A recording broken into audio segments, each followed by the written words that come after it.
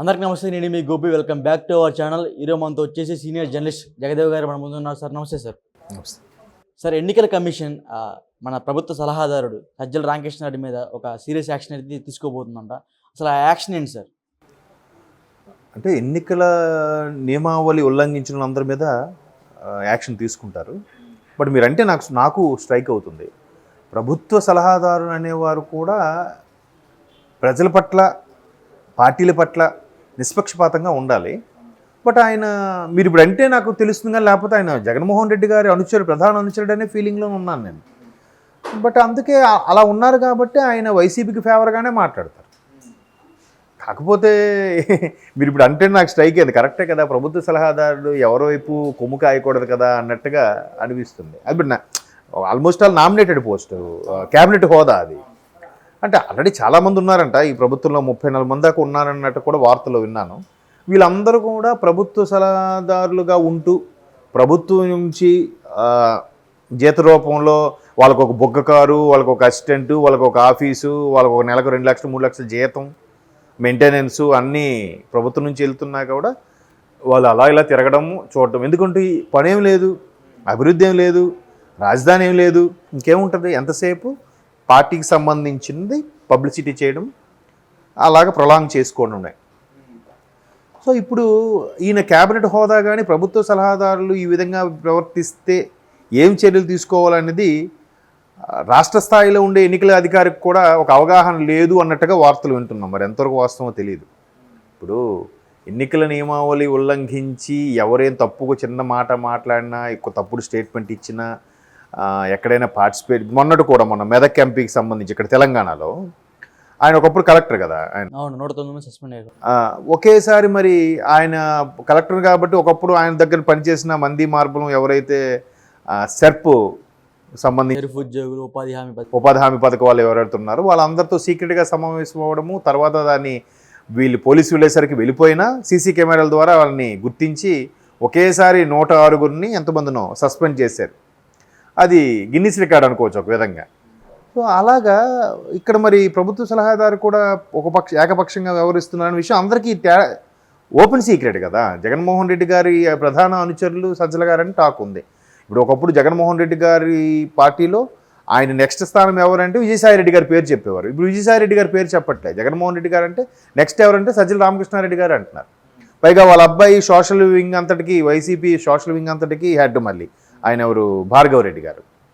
మరి కదా, మరి అంత క్లియర్గా వాళ్ళు వైసీపీ వ్యక్తులే, వైసీపీ ప్రధాన అనుచరులే, వైసీపీలో ఉండే బలంగా ఉండే కార్యకర్తలే అని తెలుస్తున్నప్పటికి కూడా మరి ఆబ్వియస్లీ వాళ్ళ వైపే మాట్లాడతారు. ఆయన మాట్లాడితే ఇంకా చర్యలు తీసుకోకపోవడం ఏంటి? ఎలక్షన్ కమిషను అది ఇంతవరకు ప్రభుత్వ సలహాదారుకు ఇంతవరకు ఎప్పుడు రాలేదు. వచ్చినా రాకపోయినా ఎన్నికల సంబంధం కోడ్ అమల్లో ఉన్నప్పుడు ఎన్నికల అధికారి అనేవాడు చాలా పవర్ఫుల్. ఆయన ముందు ఇంకెవరూ పనిచేయరు. వాళ్ళకి అన్ని రకాల రైట్స్ ఉన్నాయి. అది నేను చాలా సందర్భంలో చెప్పాను కూడా. ఉన్నాయి అనే విషయాన్ని కూడా మహానుభావుడు టిఎన్ శేషన్ ఆయన ప్రధాన ఎన్నికల అధికారి అయ్యేంత వరకు కూడా ఇన్ని అధికారాలు ఉన్నాయి ఎన్నికల అధికారికి అనే విషయం కూడా ఎవరికి తెలియదు మన ఎవరికి. సో అంత ఇదిగా చాలా పకడ్బందీగా కూడా రూల్ చేయొచ్చు. సో ఇప్పుడు వీళ్ళు ఇక్కడ ఉన్న మన మీనా గారు ఈయనకి అర్థం ఒక ప్రధాన ఎన్నికల అధికారికి రాశారని దేశ ప్రధాన నేషనల్ లెవెల్లో ఆయనకి రాస్తే ఆయన నుంచి చర్యలు వచ్చే అవకాశం ఉందన్నట్టు కూడా వార్తలు వినిపిస్తున్నాయి.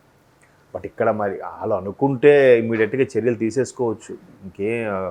There is know about second thought. But ప్రభుత్వంలో కొంతమంది అధికారులు ఒత్తిడి, లేదంటే ఇక్కడ నుంచి వాళ్ళు పెద్దవాళ్ళకి అక్కడికి ఎవరికి ఫోన్లు చేయించి నడిపించడాలు ఇట్లాంటివి ఉంటాయి కాబట్టి ఇది కొంచెం డ్రాగన్ అవుతుంది. ఆల్రెడీ చాలామంది ఎవరైతే ఏకపక్షంగా ఉన్నారనుకుంటున్నారో అలాంటి వాటి మీద ఫిర్యాదులు అందిన వాళ్ళు, అట్లాంటి డౌట్ వచ్చిన వాళ్ళ మీద మెల్లమెల్లగా ట్రాన్స్ఫర్ రూపంలో ఇప్పుడు మొన్న రఘురామరెడ్డి గారు అస్సాము, రేపు ధర్మారెడ్డి గారు కూడా లైన్లో ఉన్నారట, టీటీడీ ఈఓ. తర్వాత అంతకుముందు గుంటూరు రేంజ్ ఐజీ ఒకరు, ఆ తర్వాత ఒక 6 ఐపీఎస్లు, 4 ఐఏఎస్లు, అది కాక ఆర్డీఓ ర్యాంకులు ఎన్నికల అధికారులు ఉన్నారు 4 అంతమంది వాళ్ళు. ఇవన్నీ కూడా నెల్లూరు, రాయలసీమకు సంబంధించిన వాళ్ళే ఉన్నారు. కర్నూలు, నెల్లూరు, చిత్తూరు వీరికి సంబంధించి వీళ్ళందరూ కూడా ఆల్రెడీ ఒక్కొక్కరుగా పంపిస్తుంది. మెయిన్ డీజీపీ స్థాయిని, చీఫ్ సెక్రటరీ స్థాయి వ్యక్తులకు కూడా మార్చేసే అవకాశాలు ఉండొచ్చు. ఎందుకంటే డీజీపీ స్థాయి వ్యక్తిలో ఆయన ఆధీనంలోనే మిగతా రేంజ్ ఆఫీసర్లు, ఐజీలు, డిఐజీలు, తర్వాత ఎస్పీలు అందరూ ఉంటారు. ఆయనకు అనుసంధానంలో పనిచేస్తారు కాబట్టి ఈయన ప్రభుత్వానికి ఫేవర్గా ఉన్నాడు అనుకోండి, వాళ్ళంత స్ట్రిక్ట్గా ఉన్నా ఈయన ప్రభుత్వానికి ఫేవర్గా ఉండడం వల్ల వాళ్ళు ఏం చేయలేరుగా. కాబట్టి ఈ స్థాయి వ్యక్తిని ముందు మార్చేస్తారు.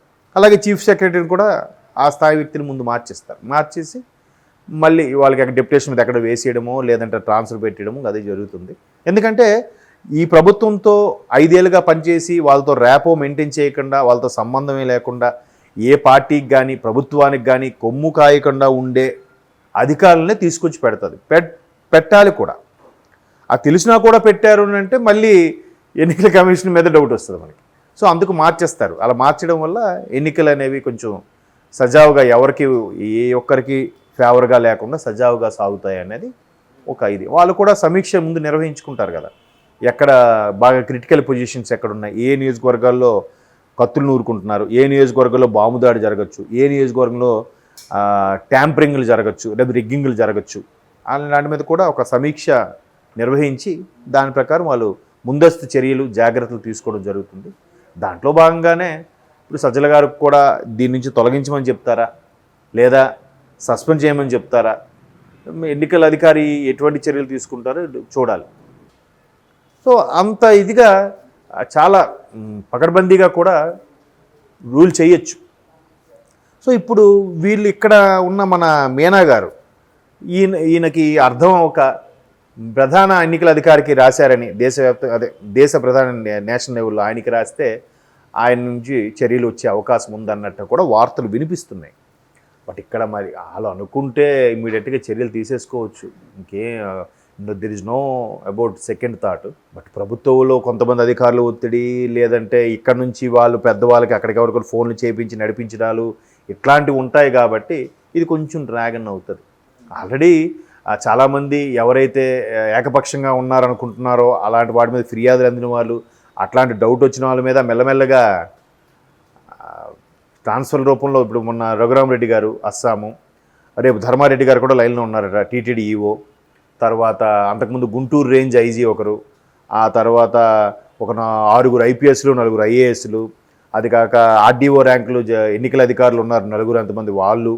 ఇవన్నీ కూడా నెల్లూరు, రాయలసీమకు సంబంధించిన వాళ్ళే ఉన్నారు, కర్నూలు, నెల్లూరు, చిత్తూరు, వీరికి సంబంధించి వీళ్ళందరూ కూడా ఆల్రెడీ ఒక్కొక్కరుగా పంపిస్తూ మళ్ళీ వాళ్ళకి అక్కడ డెప్యుటేషన్ మీద ఎక్కడ వేసేయడమో లేదంటే ట్రాన్స్ఫర్ పెట్టడమో అది జరుగుతుంది.